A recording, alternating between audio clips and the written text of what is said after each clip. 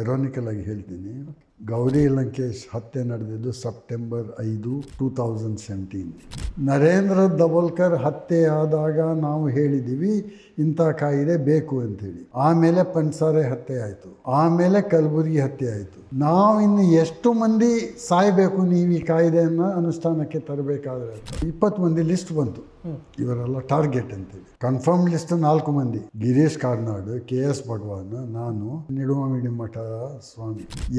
ಯಾರು ಮುಗಿಸ್ಬೇಕಂತ ಅಸೈನ್ ಕೂಡ ಮಾಡಿದ್ರು. ನನ್ನನ್ನು ಮುಗಿಸ್ಲಿಕ್ಕೆ ಗೌರಿ ಯಾರು ಮುಗಿಸಿದ್ದ ಬಾಡಿ ಬಿಲ್ಡರ್ ಅಂತ ಅವನದು ಹೆಸರು ನನ್ನ ಹೆಸರಿಗೆ ಹಾಕಿ ನನ್ನ ಮೇಲೆ ಅಟೆಂಪ್ಟ್ ಮಾಡಿದ್ದು. ಅದು ಎಮೆಚೂರಿಶ್ ಅಟೆಂಪ್ಟ್. ಅದು ನಮ್ಮ ಮನೆ ಹಿಂದೆ ಮೇಲ್ಗಡೆ ಒಂದು ರೋಡ್ ಇದೆ, ಅಲ್ಲಿ ನಿಂತು ವಾಚ್ ಮಾಡ್ತಾ ಇದ್ರು ಕಾಣುತ್ತೆ. ಇಬ್ಬರು ಬುಲೆಟ್ ಬೈಕಲ್ಲಿ ಬಂದಿದ್ದಾರೆ. ಟೈರಲ್ಲಿ ಗಾಳಿ ಇಲ್ಲ ನೋಡಿ ಅಂತ ಫ್ರಂಟಲ್ಲಿ ಕೂತಿದ್ದವನು ಹೇಳ್ತಾನೆ. ನಾನು ನಿಲ್ಲಿಸಿಲ್ಲ, ನಾನು ಸ್ಟ್ರೈಟ್ ಪೆಟ್ರೋಲ್ ಬಂಕಿಗೆ ಹೋದೆ. ಅವ್ರು ಏನು ಸರ್ ಬೆಳಿಗ್ಗೆ ಬಂದಿದೆ ಅಂತ. ಗಾಳಿ ಇಲ್ಲ ಟೈರಲ್ಲಿ. ಇಲ್ಲ ಸರ್ ಗಾಳಿ ಉಂಟು. ಆಗ ನನಗೆ ಗೊತ್ತಾಯಿತು ಇದು ಅಟೆಂಪ್ಟ್ ಅಂತ. ಕಾರಿಂದ ಕೆಳಗೆ ಇಳಿಸ್ಬೇಕು, ಕಾರಿಂದ ಇಳಿಸ್ಬೇಕಂತ ನೋಡ್ತೀವಲ್ಲ, ಆಗ ಹಿಂದೆಯಿಂದ ಕಡಿತಾ ಇದ್ದೀವಿ. Vinayak Baligar same pattern. ನಿಮ್ಮ ಮೇಲೂ ಕೂಡ ಒಂದು ಅಟ್ಯಾಕ್ ಪ್ರಯತ್ನ ನಡೀತು. ಆ್ಯಂಡ್ ಅದರ ಜೊತೆಗೆ ನೀವು ಕೂಡ ಒಬ್ಬರು ವಿಚಾರವಾದಿ. ನೀವು ಅಲ್ಲದೇ ಇನ್ನೂ ಹಲವು ವಿಚಾರವಾದಿ ಮತ್ತು ಆಕ್ಟಿವಿಸ್ಟ್ಗಳ ಹತ್ಯೆ ನಡೆದಿದೆ ಸುಮಾರು. ಫಸ್ಟು ಈಗ ನರೇಂದ್ರ ನಾಯ್ಕ್ ಅಂದರೆ ಯಾರು? ನಾನು ಅಖಿಲ ಭಾರತ ವಿಚಾರವಾದಿಗಳ ಒಕ್ಕೂಟದ ಅಧ್ಯಕ್ಷ. ಸುಮಾರು ಒಂದು 60-70 ಆರ್ಗನೈಸೇಷನ್ಸ್ ಇವೆ ಆಲ್ ಇಂಡಿಯಾದಲ್ಲಿ. ಅದರ ಅಧ್ಯಕ್ಷ ನಾನು. ತತ್ಕಾರಣ ವಿಚಾರವಾದಿ ಆಂದೋಲನ ಮುಂಚೂಣಿಯಲ್ಲಿ ಇರುವವ ಅಂತೇಳಿ ಗಮನಿಸ್ಬೋದು. ತತ್ಕಾರಣ ಅದು ಅಲ್ಲದೆ ನಾನು ಪ್ರಖರವಾದ ವಿಚಾರವಾದವನ್ನು ಸುಮಾರು 4 ದಶಕಗಳಿಂದ ಮಾಡ್ತಾ ಇದ್ದೇನೆ. 76ರಲ್ಲಿ ದಕ್ಷಿಣ ಕನ್ನಡ ಜಿಲ್ಲಾ ವಿಚಾರವಾದಿ ಸಂಘವನ್ನು ಸ್ಥಾಪಿಸಿದೆ. ಆಮೇಲೆ ಕರ್ನಾಟಕಕ್ಕೆ ಪವಾಡ ರಹಸ್ಯ ಬಯಲು ಎಂಬ ಕಾರ್ಯಕ್ರಮವನ್ನು ಕೊಟ್ಟವನು ನಾನು. ಟ್ರೈನಿಂಗ್ ಕೊಟ್ಟವನು ನನ್ನವರು ನೂರಾರು ಮಂದಿ ಇದ್ದಾರೆ. ಕೆಲವರು ಆ್ಯಕ್ಟಿವ್ ಆಗಿದ್ದಾರೆ, ಕೆಲವರು ಪವಾಡ ರಹಸ್ಯ ಬಯಲು ತಜ್ಞರಂತ ತಮ್ಮನ್ನು ಕರೆಸ್ಕೊಳ್ತಾ ಇದ್ದಾರೆ. ನಾನೀಗ ಪವಾಡ ರಹಸ್ಯ ಬಯಲು ಕಾರ್ಯಕ್ರಮ ಮಾಡ್ತಾ ಇಲ್ಲ. ನಾನು ವೈಜ್ಞಾನಿಕ ಮನೋಭಾವವನ್ನು ಜಾಗತಿಕ ಮಾಡುವ ಕಾರ್ಯಕ್ರಮವನ್ನು ಮಾಡ್ತಾ ಇದ್ದೇನೆ. ಪವಾಡ ರಹಸ್ಯ ಬಯಲಿನ ಟೈಮ್ ಮುಗ್ದೋಯ್ತು. ಅದು ಒಂದು ಕಾಲದಲ್ಲಿ ತೀವ್ರ ಪ್ರಸ್ತುತವಾಗಿತ್ತು. ಈಗ ಜನರಲ್ಲಿ ಕ್ರಿಟಿಕಲ್ ಥಿಂಕಿಂಗ್, ವೈಜ್ಞಾನಿಕ ಮನೋಭಾವವನ್ನು ಬಿತ್ತುವ ಕೆಲಸ ಬೇಕಾಗಿದೆ. ಸೊ ಅದಕ್ಕಾಗಿಯೇ ಈಗ ಕೆಲಸ ಮಾಡ್ತಾ ಇದ್ದೀನಿ. ಈಗಲೂ ಕೆಲವೊಮ್ಮೆ ದಿನಕ್ಕೆ 3 ಕಾರ್ಯಕ್ರಮಗಳನ್ನು ಕೊಡ್ತೀನಿ. 9 ಗಂಟೆ ಮಾತಾಡ್ತೀನಿ. 300 ಕಿಲೋಮೀಟರ್ ಡ್ರೈವ್ ಮಾಡಿ ಹೋಗಿ 9 ಗಂಟೆ ಮಾತಾಡಿದ್ದು ಇದೆ. ಯಾಕೆ ಗೊತ್ತಾ, ನಮ್ಮ ಪರಿಸ್ಥಿತಿ ಹಾಗಾಗ್ತಾ ಇದೆ ಇವತ್ತು. ಎನಿವೆ, ಇದರಿಂದಾಗಿ ನ್ಯಾಚುರಲಿ ಅಟ್ಯಾಕ್ಗಳು ಬರ್ತವೆ. ಸುಮಾರು 15 ವರ್ಷಗಳಿಂದಲೂ ಹಿಟ್ ಲಿಸ್ಟ್ ಬರ್ತಾಯಿತ್ತು ಕರ್ನಾಟಕದಲ್ಲಿ. ಒಂದು 10-20 ಮಂದಿ ಇದ್ದರು ಅದರಲ್ಲಿ. ಗೌರಿ, ವಿಮಲಾ, ಮುನೀರ, ಪಟಾಭಿರಾಮ ಸೋಮಯಾಜಿ, ಆಮೇಲೆ ಕೆಲವರಿಗೂ. ಆ ಲಿಸ್ಟಲ್ಲಿ 3 ಮಂದಿ ಕಾನ್ಸ್ಟೆಂಟಾಗಿ ಇರ್ತಿದ್ದೆವು ಪ್ರಾಯಶಃ. ವಿಮಲಾ, ಗೌರಿ, ಆಮೇಲೆ ನಾನು, ಗೌರಿ ಲಂಕೇಶ್. ಎಲ್ಲ ಚೇಂಜ್ ಆಗ್ತಾ ಇತ್ತು. ಉಳಿದದೆಲ್ಲ ಲಿಸ್ಟ್ ಆ ಕಡೆ ಈ ಕಡೆ. ನಾನು ಸುಮ್ಮನೆ ನೋಡಿ ಅದನ್ನು ನಗೋದು. 2013ನಲ್ಲಿರಬೇಕು. ಪುಣೆಯಲ್ಲಿ ಮಹಾರಾಷ್ಟ್ರ ಅಂಧಶ್ರದ್ಧಾ ನಿರ್ಮೂಲನಾ ಸಮಿತಿದ್ದು 20ನೇ ವಾರ್ಷಿಕೋತ್ಸವ ಏನು. ಅದಕ್ಕೆ ನಾನು ಚೀಫ್ ಗೆಸ್ಟ್ ಆಗಿ ನರೇಂದ್ರ ದಬೋಲ್ಕರ್ ಅವರು ಕರೆದಿದ್ರು. ಅದಕ್ಕಿಂತ ಮೊದಲು ಅವರ ಮೌಢ್ಯಾಚರಣೆ ನಿಷೇಧ ಕಾಯ್ದೆ ಅಂತ ಹೇಳ್ತಿರಲ್ಲ, ಆ್ಯಕ್ಚುಲಿ ಅದು black magic and inhuman practices act. ಮೌಢ್ಯಾಚರಣೆ ನಿಷೇಧ ಕಾಯ್ದೆ ಅಂತ ಅದನ್ನು ಹೇಳೋಕ್ಕೆ ಸಾಧ್ಯ ಇಲ್ಲ. ಯಾಕಂದ್ರೆ ಭಾಳ ಲಿಮಿಟೆಡ್ ಅದು. ಅದನ್ನು ಅವ್ರು ಪಾಸ್ ಮಾಡಿಸಿದ್ದಾರೆ ಯಾವಾಗಲೂ 10 ವರ್ಷದ ಹಿಂದೆ. ಅದು ಅಪ್ಪರ್ ಹೌಸಲ್ಲಿ ಬ್ಲಾಕ್ ಆಗಿ ಏನೇನು ಯಾವಾಗ ನೋಡಿದ್ರು ನರೇಂದ್ರ ದಬೋಲ್ಕರ್ ಸಿಕ್ಕಿದಾಗ I am going to meet this minister, I am going to meet that minister ಅಂತ ಹೇಳೋದು. ಆ ಕಾಯ್ದೆಯನ್ನು ಬ್ಲಾಕ್ ಆದನ್ನು ಪಾಸ್ ಮಾಡಬೇಕು ಅಂತ. ಒಂದು ಸಾರಿ ಅದು ಪಾಸ್ ಆಗಿದೆ, ಮತ್ತೆ ಅಪ್ಪರ್ ಹೌಸಲ್ಲಿ ಬ್ಲಾಕ್ ಆಗಿತ್ತು. ಸೊ ಅದಕ್ಕೆ ಅದನ್ನು ಪಾಸ್ ಮಾಡಬೇಕು. ಅದಕ್ಕೆ ಆಗಾಗ ಅವ್ರದ್ದು amendment, we will try this that ಅಂತ ಹೇಳ್ತಾಯಿದ್ರು. ಆ ದಿನ ನಾನು ಪುಣೆಯಲ್ಲಿ ಹೋಗಿ ಇಳಿದಾಗ ನರೇಂದ್ರ ದಬೋಲ್ಕರ್ ಬಂದು ಕಮ್ ಬಂದು ಕರ್ಕೊಂಡು ವಿಲ್ ಗೋ ಅಂತ. ನಾನು ಆ ಕಡೆ ಈ ಕಡೆ ನೋಡಿದೆ. ವೇರ್ ಆರ್ ದಿ ಪೊಲೀಸ್ ಅಂತ ಕೇಳಿದೆ. ವಾಟ್ ಪೊಲೀಸ್ ಅಂತ ಹೇಳಿದ್ರು. ನಾನು ಹೇಳಿದೆ, I am reading everywhere that your life is under threat, so where is your police escort ಅಂತ ಹೇಳಿ. If I take police protection they will kill somebody else, let them kill me ಅಂತ ಹೇಳಿ. ಕೊನೆಗೆ ಆಯ್ತಲ್ವ ಅದು. ಅದೇ 2013 ಆಗಸ್ಟ್ನಲ್ಲಿ ಹಾಂ ಅದಕ್ಕಿಂತ ಮೊದಲು ನಾನೊಂದು ಗ್ರ್ಯಾಂಟಿಗೆ ಅಪ್ಲೈ ಮಾಡಿದೆ. ಫಸ್ಟ್ ಟೈಮ್ ಗೌರ್ಮೆಂಟ್ ಗ್ರ್ಯಾಂಟಿಗೆ ಅಪ್ಲೈ ಮಾಡೋದು. 2.5 ಕೋಟಿ ಗೌರ್ಮೆಂಟ್ ಗ್ರ್ಯಾಂಟ್ ಆಗಿತ್ತು. ದೇಶದ ಪ್ರತಿಯೊಂದು ಜಿಲ್ಲೆಯಲ್ಲಿಯೂ ಮೌಢ್ಯಾಚರಣೆಗಳ ಬಗ್ಗೆ ಎಜುಕೇಷನ್ ಮಾಡುವಂಥ ಇಬ್ಬರನ್ನು ಸೃಷ್ಟಿ ಮಾಡಲಿಕ್ಕೆ ದೇಶದ ಪ್ರತಿಯೊಂದು ಜಿಲ್ಲೆಯಲ್ಲೂ. ಅದು ಭಾಳ ಎಂಬಿಷಸ್ ಪ್ರಾಜೆಕ್ಟ್. ಅದು ನಡೀತಾ ಇರೋ ಮಧ್ಯದಲ್ಲಿ ನ್ಯೂಸ್ ಬಂತು, ನರೇಂದ್ರ ದಬೋಲ್ಕರ್ ಈಸ್ ಕಿಲ್ಡ್ ಅಂಥೇಳಿ. ಮರುದಿನ ಸಾಯಂಕಾಲ ನಾವು ಅದು ಇಲ್ಲಿ ನಂದು ತರಬೇತಿ ನಡೀತಾ ಇತ್ತು. ಅದರಲ್ಲಿ ದೇಶದಾದ್ಯಂತ ನಾರ್ತ್ ಈಸ್ಟಿಂದ ಹಿಡಿದು ಸೌತ್ ವೆಸ್ಟ್ವರೆಗೆ ಎಲ್ಲ ಕಡೆಯಿಂದ ಸುಮಾರು 100 ಮಂದಿ ಅಭ್ಯರ್ಥಿಗಳಿದ್ದರು.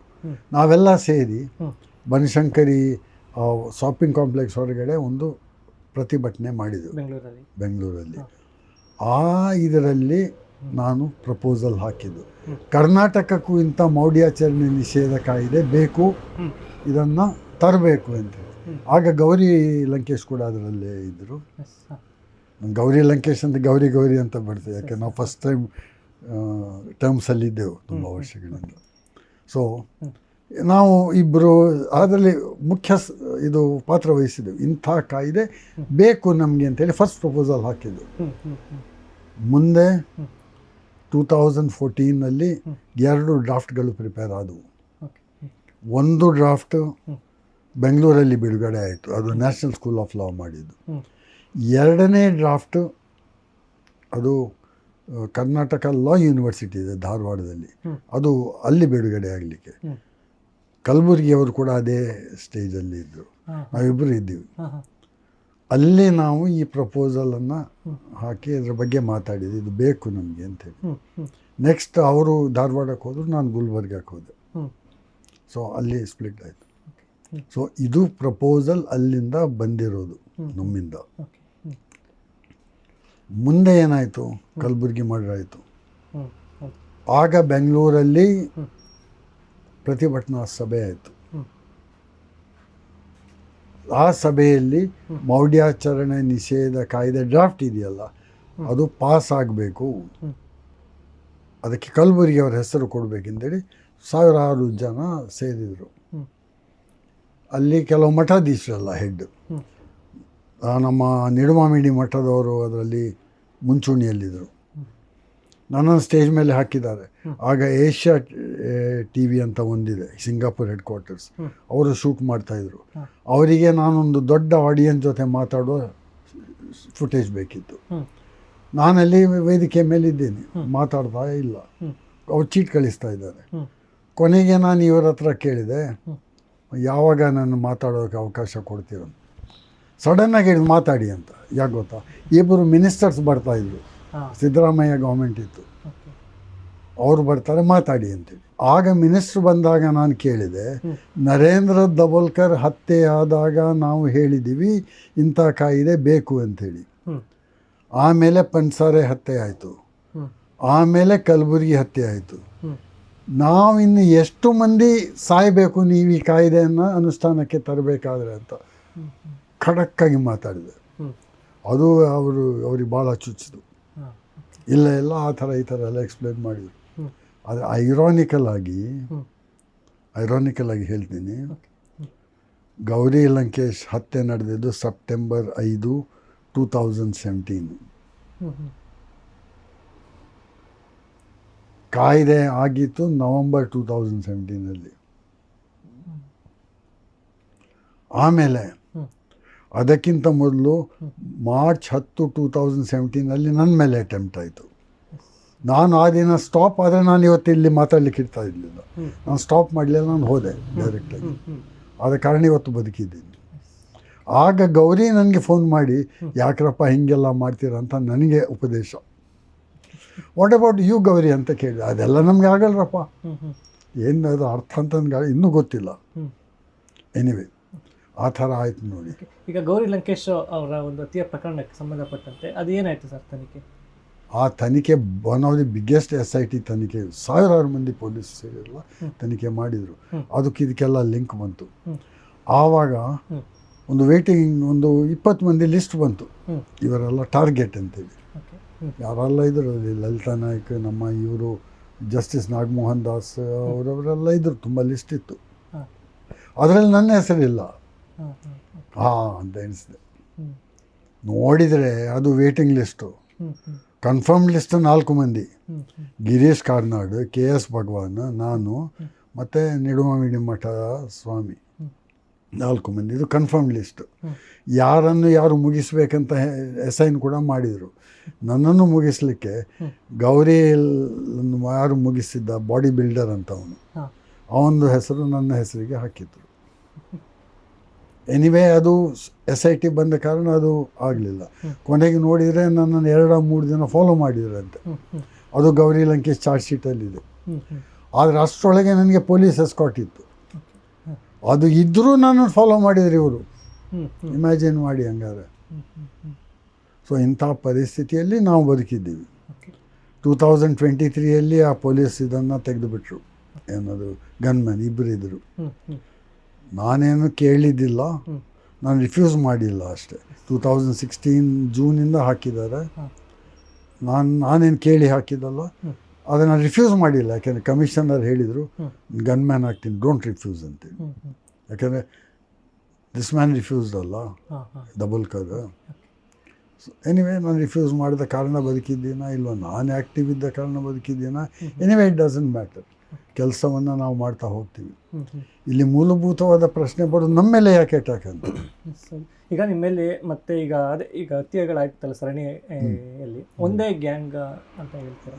ಪ್ರಾಯಶಃ ನನ್ನ ಮೇಲೆ ಅಟೆಂಪ್ಟ್ ಮಾಡಿದ್ದು ಅದು ಎಮೆಚೂರಿಶ್ ಅಟೆಂಪ್ಟ್. ಅದು ಅಂದರೆ ಭಾಳ ಎಮೆಚೂರಿಶ್ ಅಂತ ಕನ್ನಡದಲ್ಲಿ ಹೇಗೆ ಹೇಳೋದು, ಭಾಳ ಸೂಪರ್ಫಿಷಿಯಲ್ ಅಟೆಂಪ್ಟ್.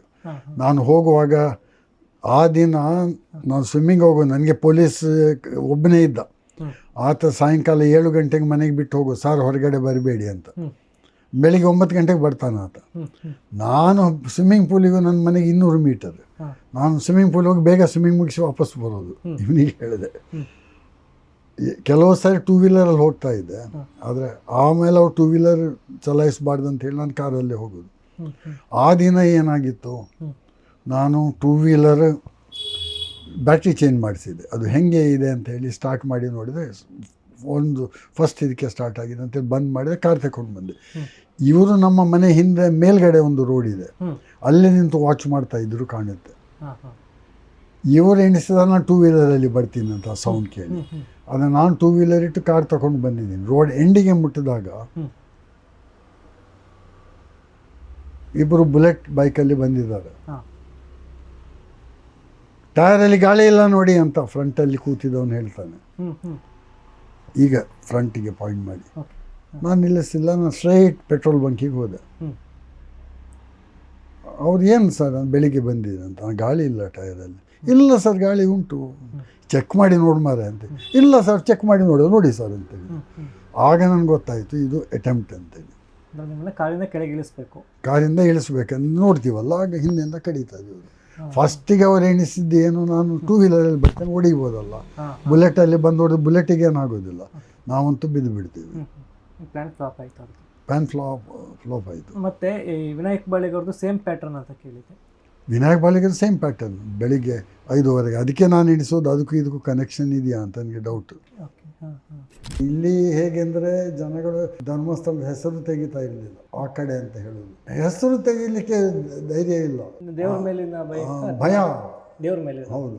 ಮತ್ತು ಅಂತ ಯಾರು ಹೇಳೋದಿಲ್ಲ, ಕಾವಂದರು ಧರ್ಮಾಧಿಕಾರಿಗಳು. ಪ್ರಜಾಪ್ರಭುತ್ವದಲ್ಲಿ ಹೆಸರಿರೋದು ಯಾರು, ಕಾವಂದರು ಧರ್ಮಾಧಿಕಾರಿಗಳು, ರಾಜ ಮಹಾರಾಜರುಗಳು ಯಾರಿಲ್ಲ, ಮನುಷ್ಯರು ಮಾತ್ರ ಇರೋದು. ಧರ್ಮಸ್ಥಳದಿಂದ ಒಂದು ಕಲ್ಲು ತಗೊಂಡು ಬಂದರೂ ರಕ್ತಕಾರಿ ಸಾಯ್ತಾರಂತ ಹೇಳಿದರೆ, ಅಲ್ಲಿ ಮರ್ಡರ್ಸ್ ನಡೆದಿತ್ತು, ಅವರಿಗೇನು ಯಾಕೆ ಏನಾಗಿಲ್ಲ? ಈ ಪ್ರಶ್ನೆಗಳನ್ನು ಕೇಳಬೇಕಲ್ಲ. ನಾವು ನೋಡಿದ ಪದ್ಮಲತಾ ಪ್ರಕರಣ ಆಯಿತು, ಸೌಜನ್ಯ ಪ್ರಕರಣ ಆಯಿತು, ಆನೆ ಮಾವುತ ಮತ್ತು ಅವನ ತಂಗಿ ಪ್ರಕರಣ ಆಯಿತು, ಪ್ರಾಮಿನೆಂಟ್ ಪ್ರಕರಣಗಳು, ವೇದವಲ್ಲಿ ಪ್ರಕರಣ ಆಯಿತು. ಯಾರು ರಕ್ತಕಾರಿ ಸತ್ತರ ಅದರಿಂದಾಗಿ. ಒಂದು ಹೇಳ್ತೇನೆ, ಈ ಏರಿಯಾದಲ್ಲಿ ದಕ್ಷಿಣ ಕನ್ನಡದಲ್ಲಿ ಎಲ್ರಿಗೂ ಗೊತ್ತು ಏನು ನಡೆದಿದೆ ಅಂತೇಳಿ. ಇಲ್ಲಿ ಯಾವ ಮರ್ಯಾದೆಯೂ ಇಲ್ಲ ಆ ವ್ಯಕ್ತಿಗೆ.